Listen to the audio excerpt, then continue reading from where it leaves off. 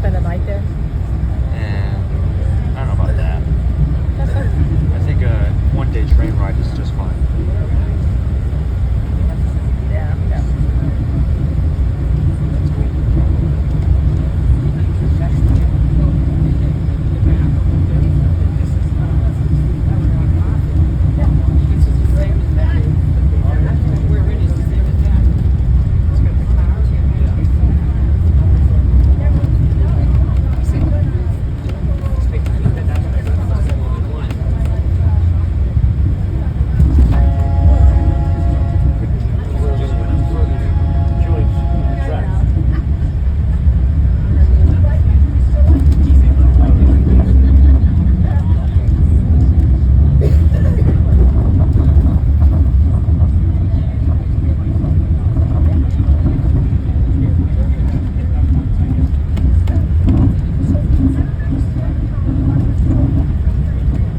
So we're about to pass over the Ammonoosuc River. The river starts up on top of the ridge off to your right. If we get up higher, I'll give you an idea about where that starts. Ammonoosuc is the Abenaki term for fishing place. Right here, we're passing over our new bridge. We put this in 2018. The end of 2017, we had a really bad storm up here. The river rose up, pushed a bunch of debris up against our old wooden bridge, actually pushed the pilings out from underneath that bridge. So we took that out, put in this nice new one. Hold on, folks, we're about to accelerate up to our top speed of about 6 miles an hour.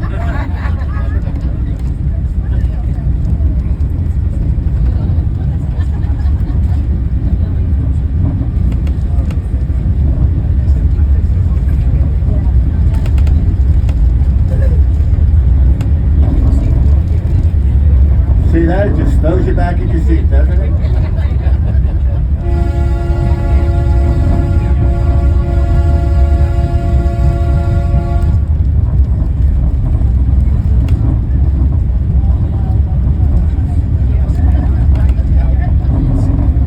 So back in the late 1850s, a man named Sylvester Marsh had gone hiking up the mountain with his pastor. They got stuck up on top of the mountain for 3 days in bad weather. Sylvester was an inventor, figured there's got to be an easier way to get up and down the mountain, so he proposed building a railway. He went to the New Hampshire legislature to get a charter to build this railway. About the only thing he got back from them was laughter. One of them actually suggested, don't bother stopping when you get to the top of the mountain, keep going till you get to the moon, you're crazy, it can't be done. So he went back to the legislature with a working model of a train that could climb, using the cog and rack system, just like we're using right now, and also using what he described as an atmospheric braking system, very similar to what our old steam engines do on the way down. They compress air to control their speed, and they gave him the go-ahead. So we partnered with some of the local railways to get funding. They came up here in the early 1860s to start clearing the land. Actually started building the tracks in 1866. It was July 3rd of 1869 when we first started bringing passengers up the mountain. The original steam engine was called Pepper Sass.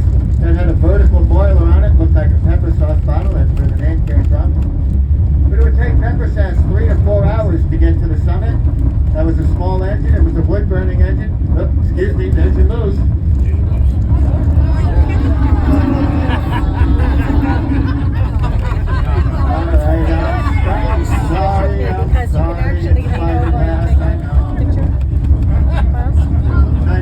I tell everybody we used to have a real moose out there that was taxidermy.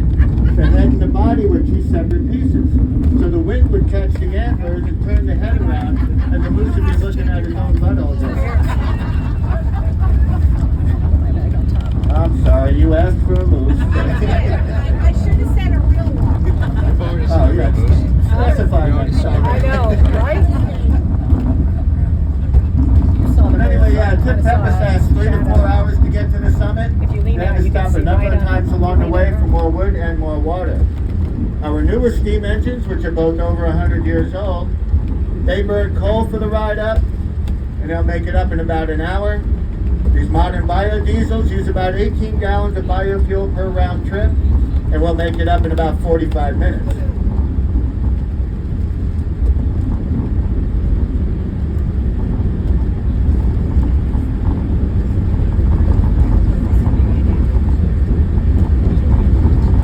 As we head up, you'll notice that the tracks are trestled up off the ground.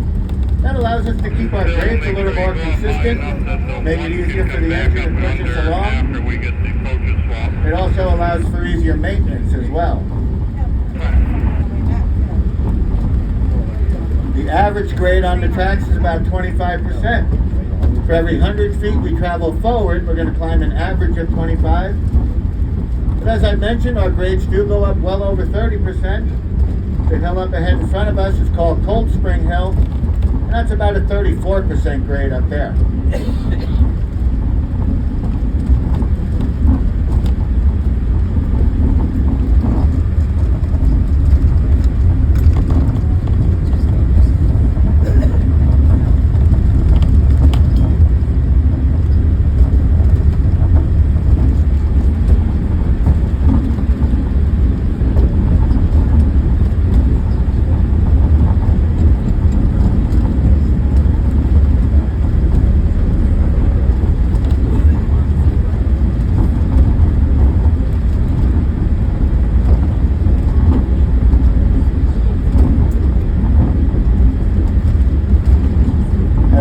We do see animals along the way from time to time. You never know. Keep your eyes out. We've seen moose, deer, bear, fox. Back at the end of June, there was a young moose up near the water tank up ahead. And this time of year, we start to see a lot of hawks as they begin their migration south.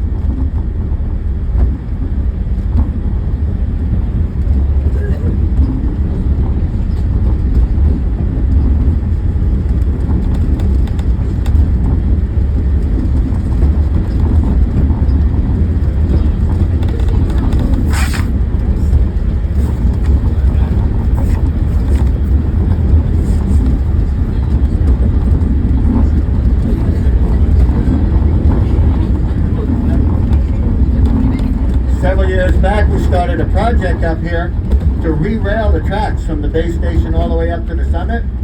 That's about 3 miles or 6 miles worth of rail. Right here we have the newer, heavier weight rail. It does make the ride a lot smoother for us. We built a special coach to do that project. Kind of looks like an oversized shed on wheels, but the guys could do all their work right through the floor of the coach. So they could be inside protected from the weather while they were working. Inside they had lights, heaters, generators, compressors. It also had a soft curtain on one side that they could open up, load all their supplies in, and then close it to be protected. They did a lot of that work at night after we were done running trains for the day.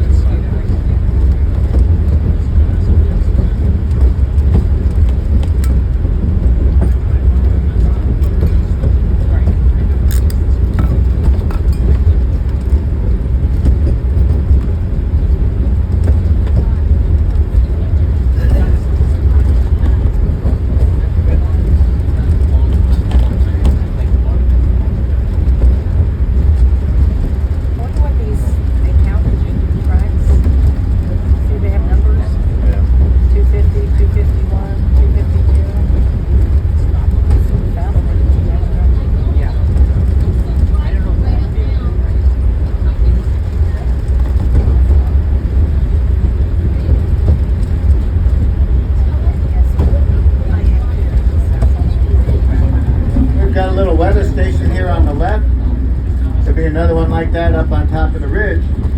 We use that information here at the railway, and they also use it up on top at the weather observatory, where they can track the weather at various locations around the presidential range.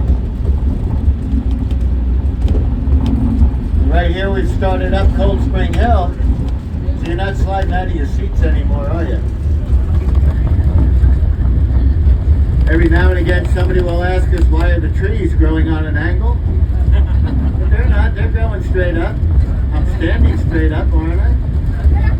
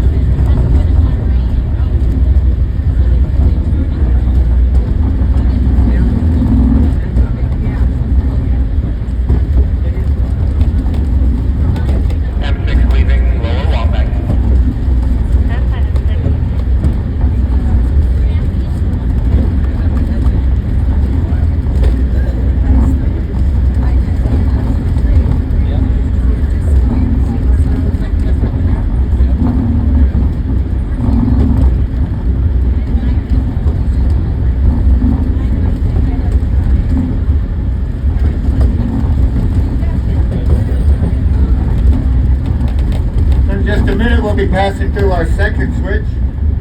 We see the train in front of us has gone off to the right up there, up the passing track. One of my jobs on the way up is to make sure the switches are set properly. So we'll slow down as we approach the switch. I'll check it out good, then signal the engineer it's okay to proceed.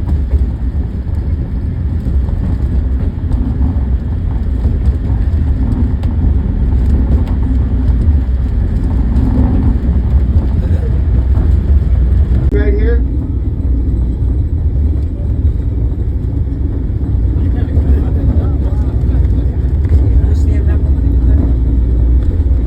Yeah, stand up, folks. Check it out.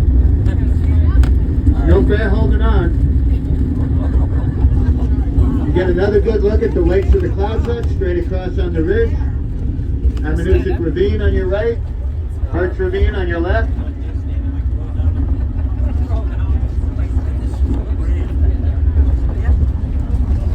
It's a really good way to stretch your calf muscles.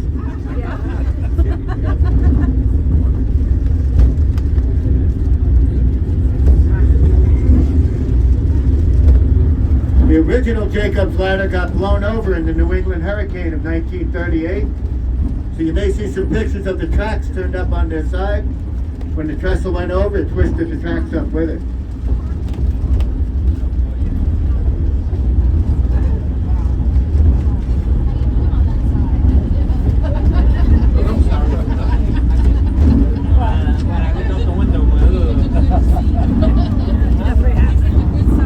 It is a little bit hazy out there today. Looks like there's some ground fog burning off. But off to your left, we can see well up into northern New Hampshire. If you look behind you a little bit, you see a little ribbon of fog right down on the ground. That's roughly the Connecticut River Valley. So anything on the other side of that would be northern Vermont. I know yesterday I could just about make out Jay Peak, which is only a couple miles from the Canadian border, up in the north end of Vermont.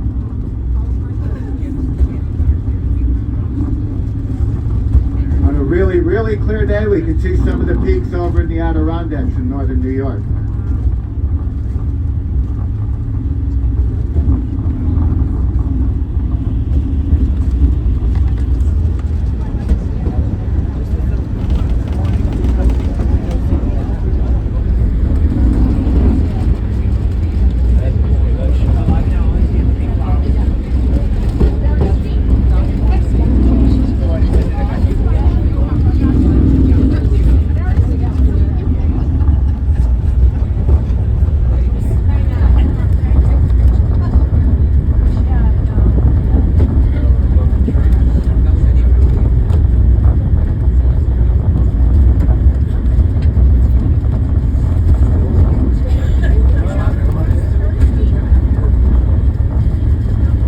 Just up ahead, also to the right, we're going to see Frog Rock. Frog Rock tells me we're at the bottom of Long Trestle. Long Trestle's another steeper section, about a 35% grade. So when you were asking about the cell phones, were you asking about the hikers? Yeah. Or just in general? Like if they just want to make you're up here. Like out of the weather guy. Up on the summit, you might get some cell service. You know, all the weather people make calls from there. Yeah, well, they also have direct phone lines too, landlines. No, depending They don't see any cell towers up here. There isn't much. I have Verizon, and it's very good everywhere, but I have to stand in just the right spot to get service up on the summit. Yeah, no, if you're out hiking, you'd be lucky to get cell service around here. Especially if you're in one of the ravines, you're not going to get any. I think it was about 2 months ago, GMA was up there. Yeah. One of Oh, you yeah, no, just a couple weeks ago, yeah. Yeah. Yeah. Eric Fisher went up there. Yep, And I'm sure they wanted to make calls. probably. I'm just Yeah, curious. no, it's very limited up on the summit again, depending upon who you have, too. Yeah, depending upon who you have. I know everybody talks about T-Mobile. People come up here with T-Mobile, they got nothing. I got it. I got AT&T. Thank you. Yep, you're welcome. Yeah. If you look around, folks, you'll notice how much shorter all the trees have gotten up here. It's about as tall as these trees will ever get. That's mostly due to the prevailing weather conditions. High winds and lack of sunlight. They spend a lot of time in the clouds.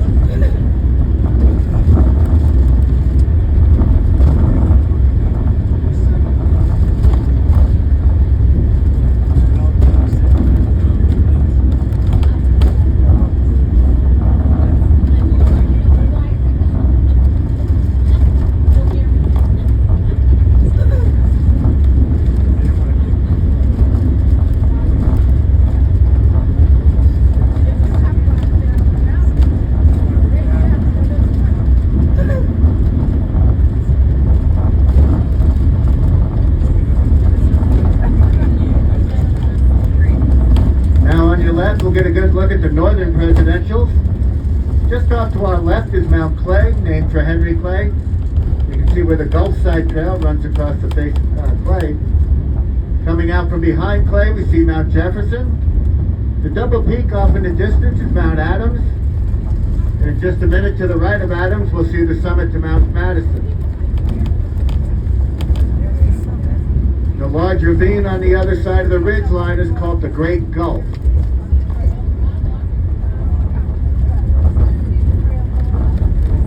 There's a couple of hikers just coming across the top of the ridge.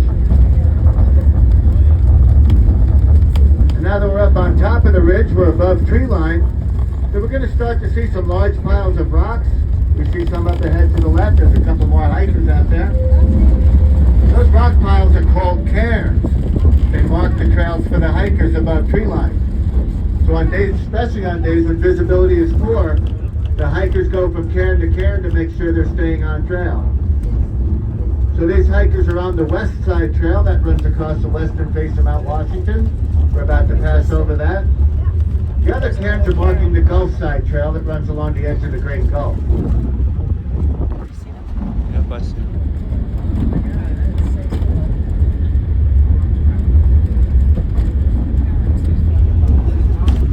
think I see the station up there.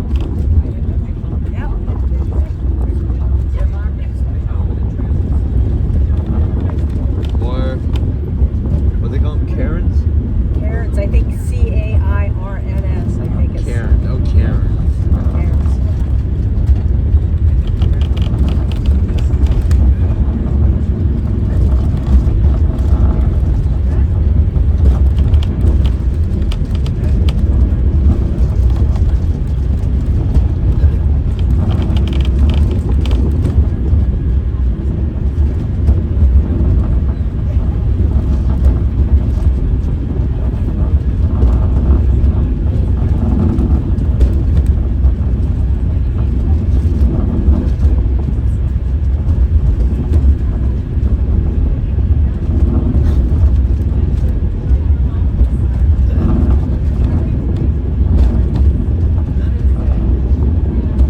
Again, if we look off to the left, we can see off into northern Maine today. Fairly clear out there. And now up ahead to the right, we can see the summit area. We see the Sherman Adams Summit building up on top. That round turret at the end of the building is where all the weather observatory instruments are located. So anytime you hear about the weather on Mount Washington, that's where it's coming from. I'm sure many of you have heard about the weather we get up here. It does get very extreme.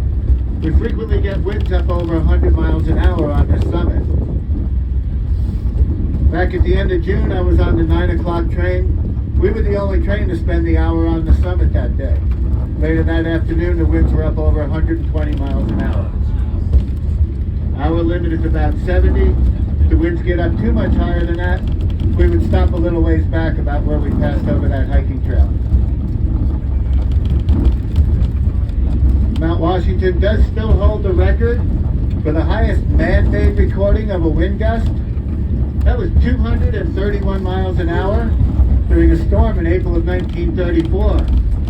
Back then, the weather observers would count the clicks as the anemometer would spin. They timed that with a stopwatch, then put those numbers into a formula to figure out the wind speed. So while you're up on top, stop downstairs, check out the Observatory Museum. It is included in your ticket, and they do have a nice display about that record wind speed.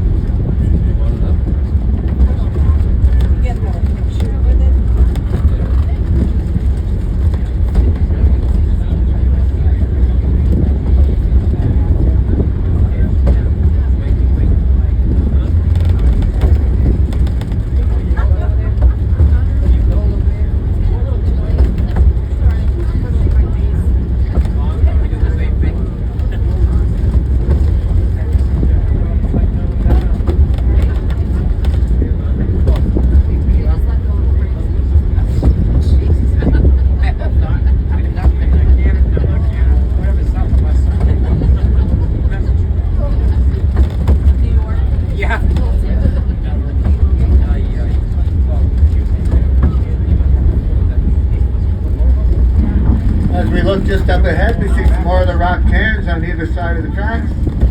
That's called the Great Gulf Trail, and it's a portion of the Appalachian Trail. The Appalachian Trail starts at Springer Mountain in northern Georgia, runs through 14 states, almost 2,200 miles, and it ends up in northern Maine at Mount Katahdin. Here a hiker still has about 300 miles to go to get up to Katahdin.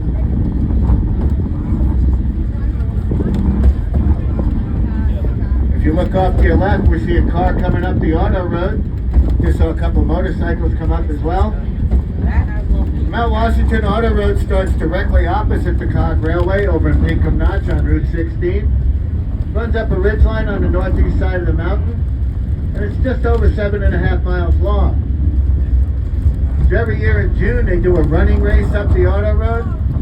A couple years back, they had to cut the race in half. That day in the middle of June, they had 7 inches of snow on the summit. Just about a month ago, there was a bicycle race up the auto road. I'll stick to the train, thanks.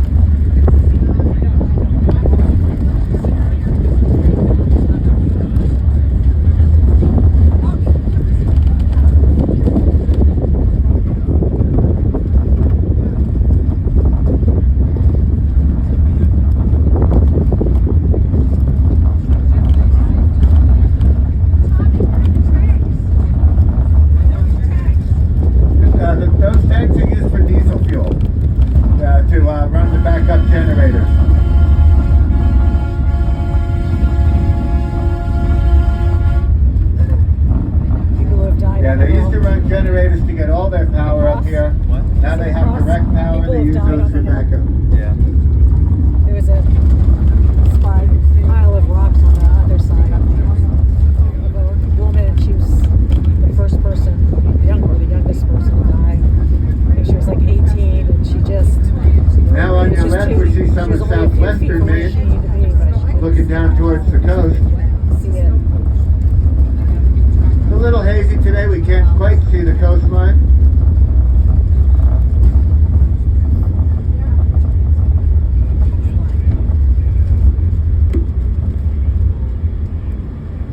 Here in front of us is our summit switch. This is our newest, also our largest. Been operational for about 7 or 8 years now. So once again, folks, you will be going back down on a different train. You'll be up here for approximately an hour. So about 25 to 11, be ready to board. Inside there'll be a nice little gift shop and snack bar. Also stop downstairs, check out the Observatory Museum. As I mentioned, that is included in your ticket, and it is very interesting. Please remain seated until we come to a complete stop. Thank you very much, folks. Enjoy your time up here today. Thank you.